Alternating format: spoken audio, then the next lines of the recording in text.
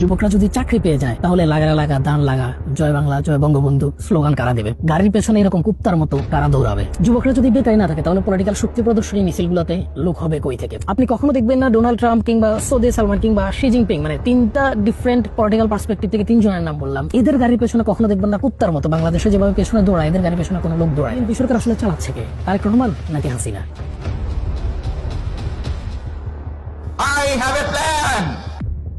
2 দিন আগে সংসদে দাঁড়িয়ে রেলমন্ত্রী শেখ রবিউল আলম বলেছেন 2027 সালের মধ্যে ভারত থেকে আসছে রেলের 200 বর্গেজ গ্যারেজ বা রেলের বগি। ভালো করে মনে রাখেন সংখ্যাটা 200 কোথা থেকে আসছে? ভারত থেকে। এবার হাসিনা পালানোর 3 মাস আগে একটা নিউজ দেখায় যুগান্তর 20 মে 2024 ভারত থেকে ট্রেনের 200 বগি কিনবে বাংলাদেশ। ওই সময় হাসিনা অলরেডি এই চুক্তি সই করে ফেলেছিল। তার মানে ভারতের স্বার্থ রক্ষায় হাসিনার করা চুক্তি বাস্তবায়ন করতেছে বিএনপি। এই ট্রেনের জন্য বা এই কোচগুলোর জন্য পয়সা আসবে কই থেকে? শেখ রবিউল আলম বলেছেন ইউরোপিয়ান ইনভেস্টমেন্ট ব্যাংকের অর্থায়নে এসব কোচ আনা হচ্ছে। এবার হাসিনা আমলের নিউজ দেখেন। 1626 কোটি টাকায় ভারত থেকে 200টি ব্রডগেজ প্যাসেঞ্জার বগি কিনবে রেলপথ মন্ত্রণালয়। ইউরোপীয় ইনভেস্টমেন্ট ব্যাংকের ঋণে কেনা হবে এসব। বিষয়টা ক্লিয়ার? ঋণদাতা প্রতিষ্ঠান এক, কোচের সংখ্যা এক, এবং যে দেশ থেকে আসছে ওই দেশ কমন। তার মানে হাসিনা যে চুক্তি করে গেছিল সেই চুক্তি জাস্ট বাস্তবায়ন করতেছে বিএনপি। হাসিনা ভারতকে খুশি করতে এরকম অসংখ্য চুক্তি করেছে, কিন্তু বিএনপি কেন হাসিনার পথে হাঁটতেছে? রাশিয়া থেকে ক্রুড অয়েল কিনে ভারতে শোধনের পরিকল্পনা করতেছে আর নিজেদের রিফাইনারির খবর নাই।